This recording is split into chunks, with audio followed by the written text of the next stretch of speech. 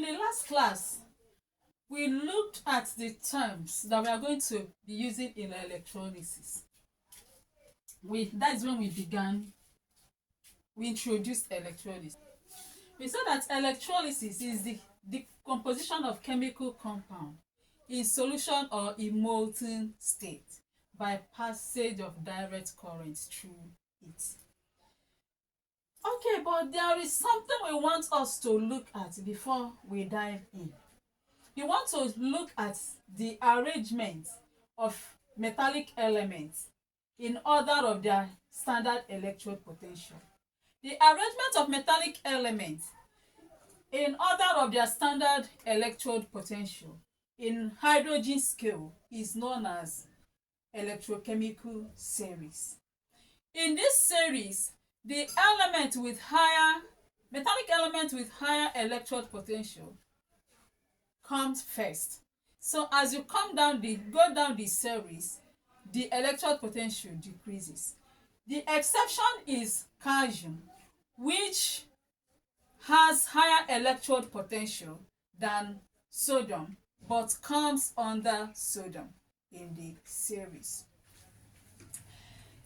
So there is mnemonic I normally use to remember the arrangement. I used to say PNC mass 0 can make a silver gold. In between the I and L, we make inverted comma. Then in between L and C, I will make an inverted comma, meaning there are two elements to be fixed there. Because I didn't know how I will fix the two.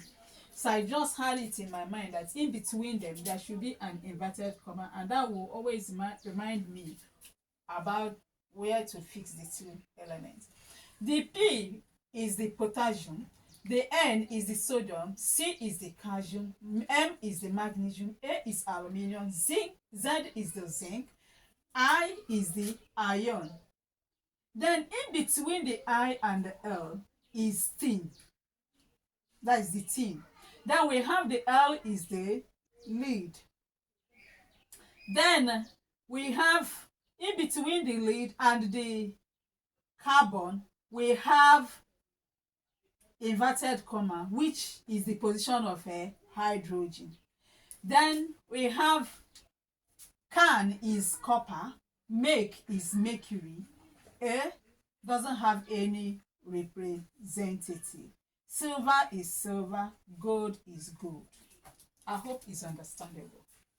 Okay, this is for metallic elements. That is the positive metal. That is the positive elements, electropositive elements. Then I did the same also for electronegative elements. That is non-metallic element. Here I said Florence, some Nigeria call Britons idol hunters. In that case, I will have Florence is the F, which is the fluorine. Then some is sulfate ion. Nigeria is trioxynitrate ion. Coal is chloride ion. Britain is bromine ion. Idol is iodine. Hunter is hydroxide ion. Okay. Now you can see that if I am to position this like this, such that potassium will be up, down, while the gold will be the last element, you will see that this is they have been arranged in accordance with as they are coming down. That is it decreases. This is a decrease in electropositivity and also decrease in what? Electrode potential. So you can see that as you move down the series, the electropositivity decreases, the electrode potential decreases. And here, as you move down the series, if it's in book, you will see here in the book, their OH will come first. But I did my own in a way that is always easier for me to use. So this is electropositivity decreases down, and here electronegativity also what? Decreases down. Are you understanding? So in this case now, if that means that the higher up the series, the more tendency for the ion to exist, for the element to exist as ion in solution. So as you move down the series, the lesser tendency for the elements to exist as ion in the solution. Up here, you see in the electronegative element side, the up the series, the higher the tendency for the elements to exist as ion in the solution, because fluorine has more affinity to electron. It has already gotten the electron. For it to get discharged, deposited as neutral fluorine, it has to release this electron that it has what? Received. And it will not want to release it, because it will not easily want to release it, because it has very much stronger affinity to the electron, unlike the hydroxyl ion. So hydroxyl ion can easily release the electron it connected. Do you understand? Even when you come to the metallic elements, potassium here can easily release what? Electron. It can give out its electron very easily to go into ionization, to get ionized, exist as ion. But gold hardly releases its electron. It very hard for gold to release its electron. That's why gold is not that reactive. So you can see this one can easily react. Do you understand? So and this one can easily, in fact, as you are moving down the series, their reactivity decreases. This is more reactive than this. This is more reactive than this. This is more reactive than this. More reactive, just like that. This is more reactive than this. This is more reactive, just like that. Understandable. So this will want to persist more in solution, and this will want to stay more in solution, that is in its ionic form. So this can easily release the electron it connected. This will also release its electron if connected more than this one. This one, if this one is in ionic state, potassium, right, it means it has given out an electron. Do you understand? For it to get discharged, deposited as neutral potassium, it has to collect back that electron that it has what? Released. It has given out. One, as you move down, the lesser tendency to give. So the one that has lesser tendency to give will have more tendency to collect back what he has given than the one that has more tendency to give. He may give and just overlook. I understand it. So in that case now, these ones will find it much easier to collect that electron it has given out, to get deposited or discharged as a neutral element, neutral atom. So in that case, these areas will persist as ion more than these metals. So with all this being said, let's explain ionic theory. It was Arrhenius that studied ionic theory first. He explained that if electrolytes get melted, that is dissolved in water, that this substance will get dissociated, that is get dissociated and separates into free moving charged particles known as ion. And the process through which this happens is known as ionization. A very good example of electrolyte is sodium chloride. Let's look at what happened. This is sodium chloride, right? When dissolved in water, if you add sodium chloride in solution, we will have, let's assume this is a beaker. This is water. Water is H2O, right? During ionization, when you dissolve this sodium chloride inside the water, they will get ionized. You get the sodium chloride will get dissociated, separated in such a way that we have sodium ion, we have chloride ion, we have hydrogen ion, and we have OH ion. That is hydroxide ion. You can see this is the ions that will be formed when sodium chloride is dissolved in water. And that's what Arrhenius was saying. Okay, when electricity, when direct current is passed through this, in that case, you know that you will have your electrode in order to pass direct current through it. So you have your positive electrode and your negative electrode. So when you place your positive electrode and negative electrode and the wire is connected, then you can see that here we have negative what? Radical, and we have positive radical. The positive ions will get attracted to the negative electrode, while the negative ions will get attracted to the positive electrode. So they will move to the opposite side of the poles. Do you understand? They will get attracted to the poles of the opposite charges.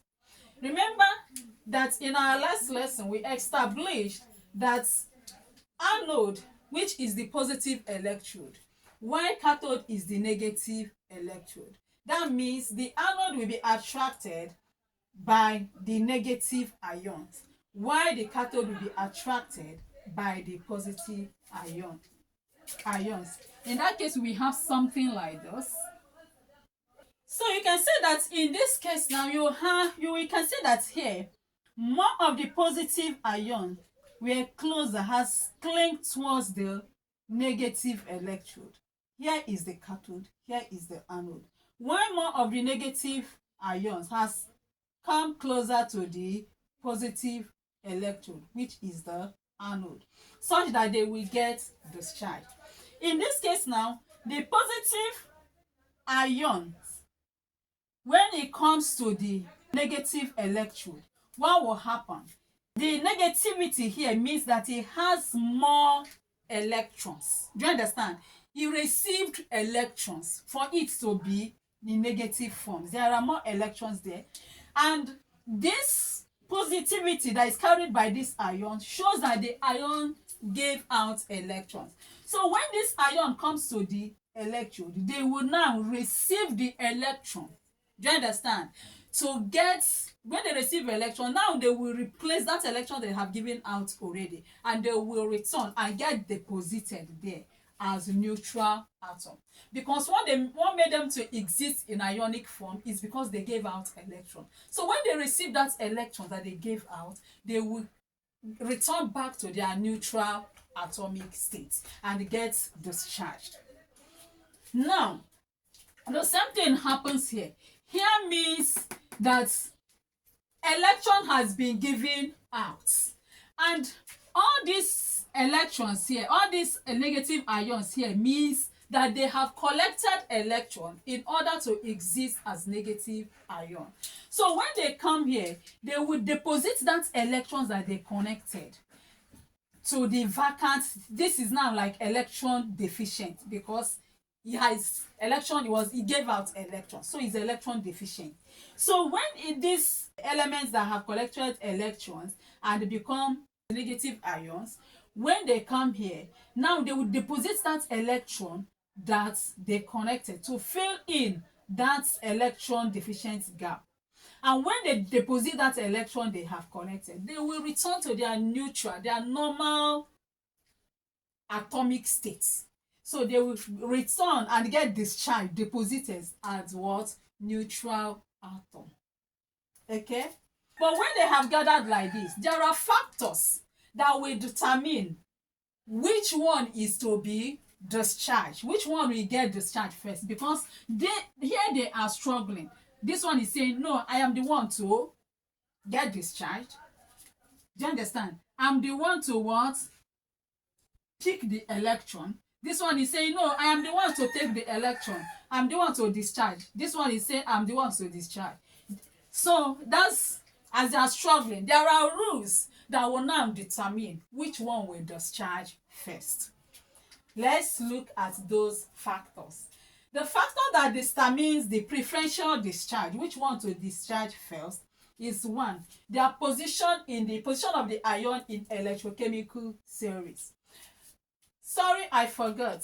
In order to assign the ions to this metallic element in the electrochemical series, what I used to do is I say the first two elements, they carry positive, positive. The last two elements, positive, positive. That's how I used to do it. Then I will assign +3 to aluminium and then positive to hydrogen. Every other one will carry +2. That means this is +2, +2, +2, +2, +2, +2, +2, +2. That's how I used to get to know their charges.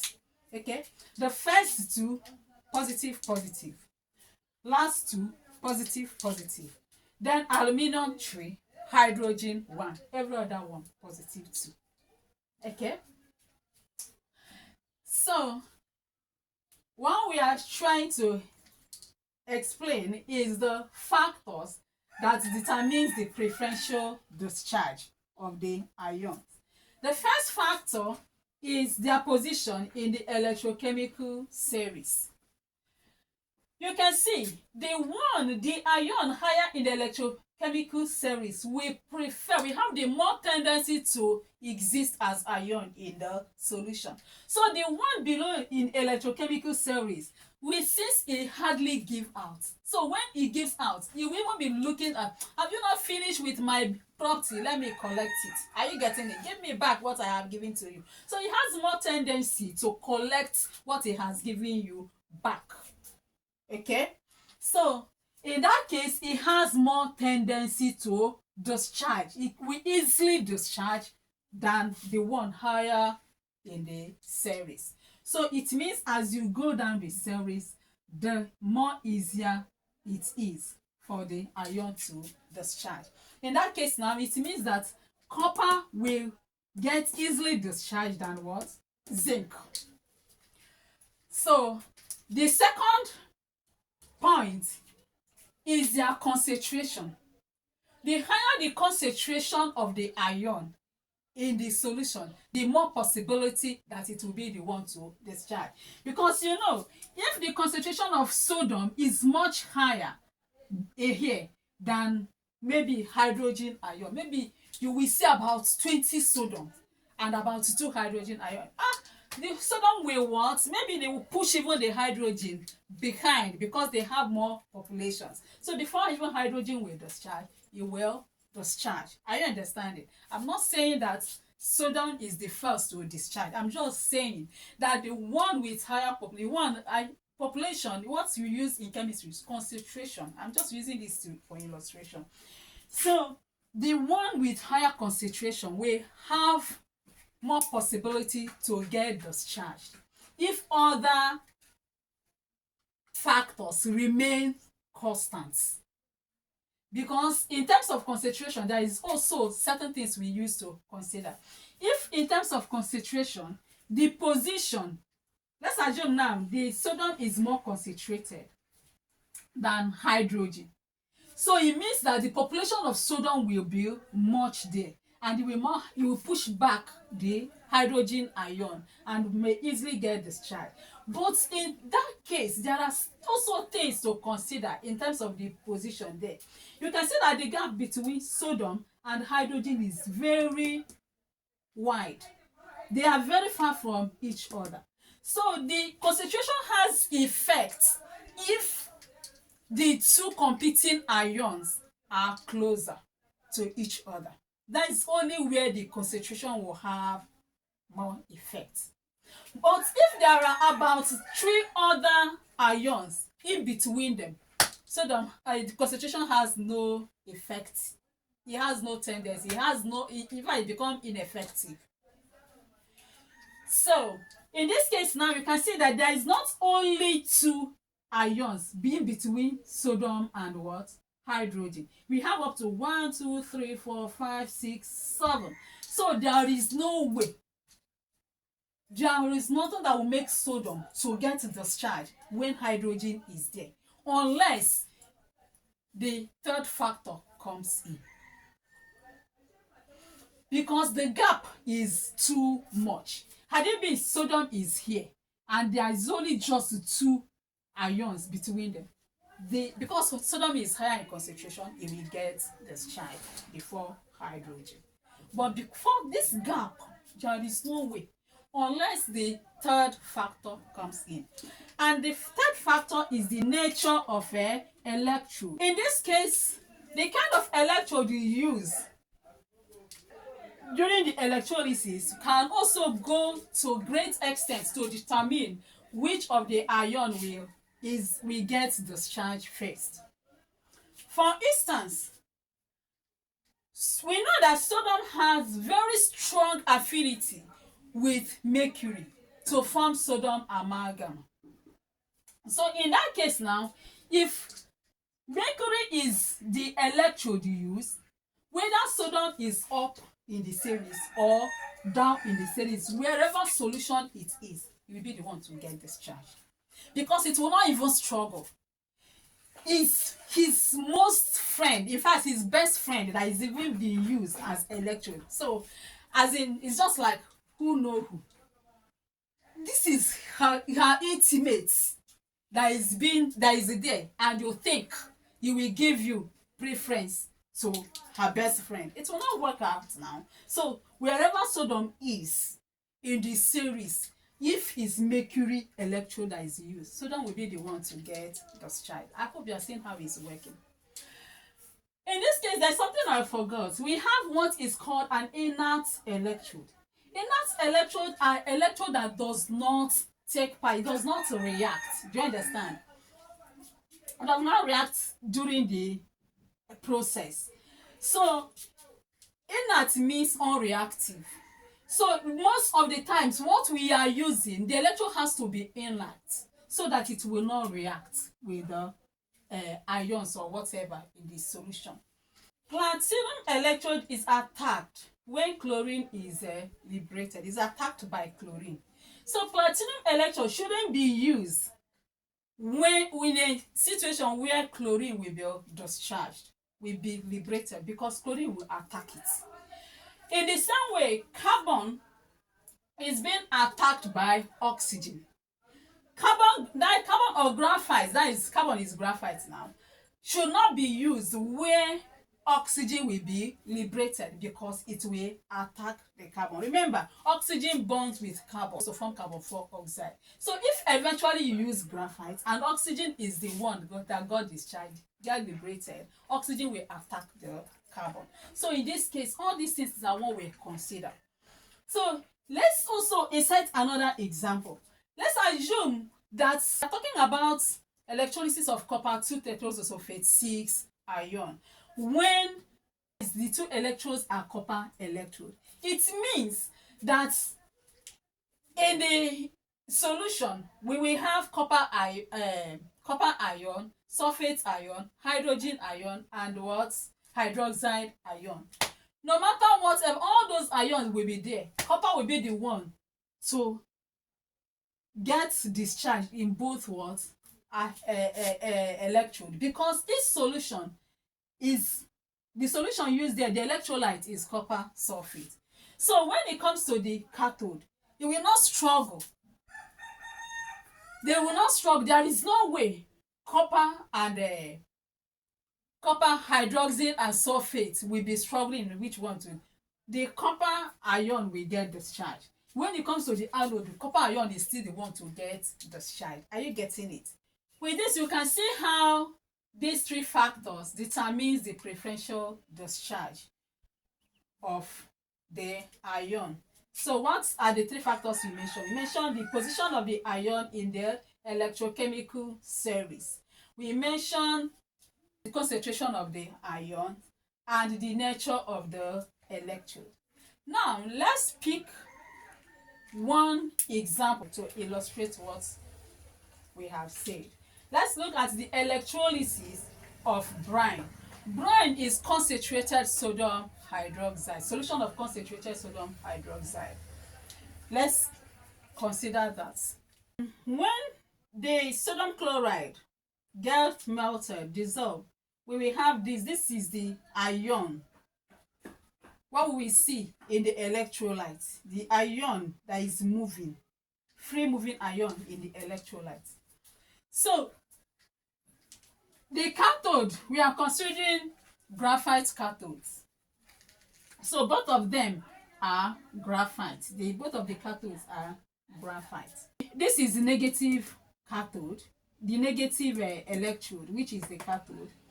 So you have sodium and hydrogen ion will be attracted, because sodium and hydrogen ion are the positive ions. They will get attracted to the negative, while the negative ions will be attracted to the positive anode. You have hydroxide ion and chloride ion will be attracted to the positive anode. So each is struggling on which one is to get discharged. Now let's look at what will happen at the anode. So at the anode, what will happen is oxidation reaction. Oxidation occurs at anode, while reduction occurs at what? Cathode. So at the anode, what happens? We have hydroxide ion and we have chloride ion at the anode. So which one will discharge first? Position says that the one lower in the series will be the ones who discharge first. Now let's look at them, at their position in the series. Chloride ion is higher in the series. Hydroxide ion is what? Lower in the series. So position is supporting hydroxide ion, saying that that should be the one to discharge first. Okay, we are not just going to pick hydroxide ion immediately. We have to consider other factors. Remember, we say that if other ones are constant. Now let's look at what concentration is saying. Concentration says that the more concentrated will be the one to discharge. But remember, you compare the concentration with the position. Now, in terms of position with concentration, if the gap between the two competing ions are up to 3, it means concentration will not have effect. It will not be effective. But if it's just 2 or 1, concentration will dominate. Now let's check. Between two of them, what are competing is chloride ion and hydroxide ion. You can see that we have only 2 ions between them. It means here concentration is dominating. So now what is discharging now is what? Chloride ion. But we are not still ruling it until we consider the third factor. The third factor is the nature of electrode. Graphite to graphite, none of them has strong affinity with OH or chlorine. So in this case now, concentration dominates. So it means that at the anode, chloride ion will get discharged. Chloride ion is existing in this ionic form because he received electron. So he has to release that electron. Remember, this is electron deficient. He has already given out electron, and this is electron sufficient because he connected electron. So he has to give out this electron that he has connected in order to get deposited as neutral chlorine. So when it's now release this electron, deposit it there, it will be discharged at neutral chlorine. So since he collected 1 electron, he will release 1 electron. But remember that chlorine is diatomic element. So it does not exist like this in chemistry unless it's combined with another element. So it's in its molecular state is always in this form, isn't it? So it means then that the chloride ion has to come in 2. Do you understand? Such that they will release 2 electrons. One will release 1 electron, one will release 1 electron to get chlorine molecules. So we have 2 chloride ions. So each will deposit one electron to form two electrons. Okay, so this is anodic half reaction. For cathodic half reaction, what are there that are competing? At the cathode we have hydrogen ion and we have sodium ion that are competing at the cathode. Now let's check which one will discharge easily. Now we go back to the factors. Position. Position says that the one that is lower in the series will be the one to discharge. This is sodium and this is a hydrogen. See sodium here, see hydrogen here. So position is saying that hydrogen will be the one to discharge. But we are not just ruling off the case. We have to bring in the next factor, which is what? Concentration. Concentration says that the more concentrated will be the one to discharge. But position is still saying that for the only way concentration will win is if the gap between the two competing ions is not up to 3. Now let's check. Now this is what? Sodium and what? Hydrogen. You can see that the gap is too wide. It means concentration have lost the game. So what is winning? The position is winning. Position said hydrogen, the one lower in the series, will discharge. Now let's bring the third factor. The third factor said that the nature of electrode. Let's look and see whether there is any one that has very strong affinity to the electrode. There is none. There is no mercury and whatever here. So none of them has strong affinity to graphite. It means that automatically hydrogen is the one getting discharged. Remember that hydrogen is also what? Diatomic element. For it to exist in this form, it releases what? An electron. So it has to collect the electron back in order to get discharged as what? Hydrogen atom. Do you understand? That is atomic molecules. So in that case now, when it gets discharged, it will collect what? The electron it released and get discharged as what? Hydrogen molecule. Okay?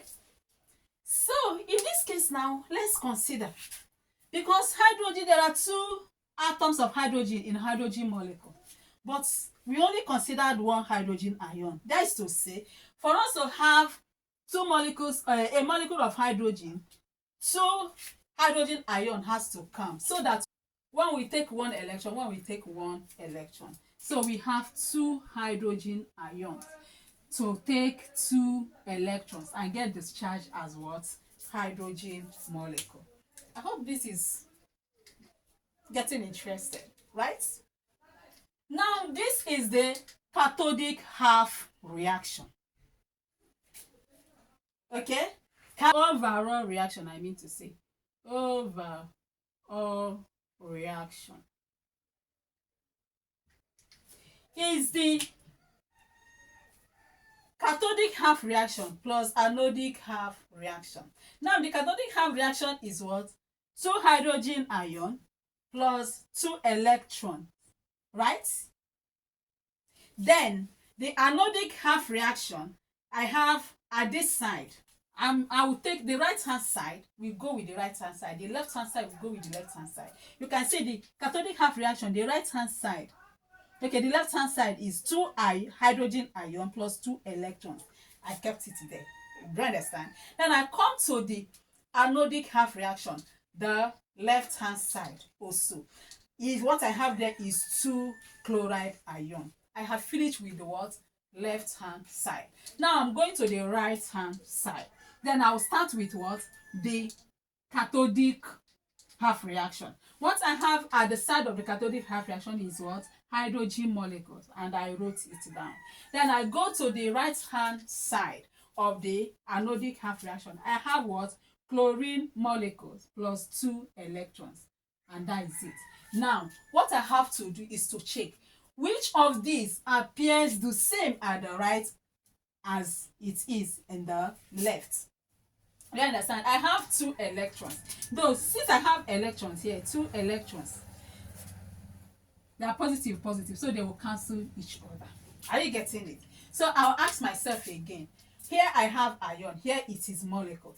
Here I have ion, here it is molecule. So it means that the result of this reaction now, the overall reaction will be 2 hydrogen plus 2 chloride, hydrogen ion plus 2 chloride ion to give what? Hydrogen molecule plus what? Chlorine molecule. Okay? Now, for we to know what the product, what we produce as a result of this electrolysis, remember, we have to consider what were discharged. At the anode, we got that chloride ion. Chlorine molecule was deposited at the anode. That is, chlorine was deposited at the anode. Then at the cathode, hydrogen was deposited. So with these two, if you combine these two, we form hydrogen what? Chloride, isn't it?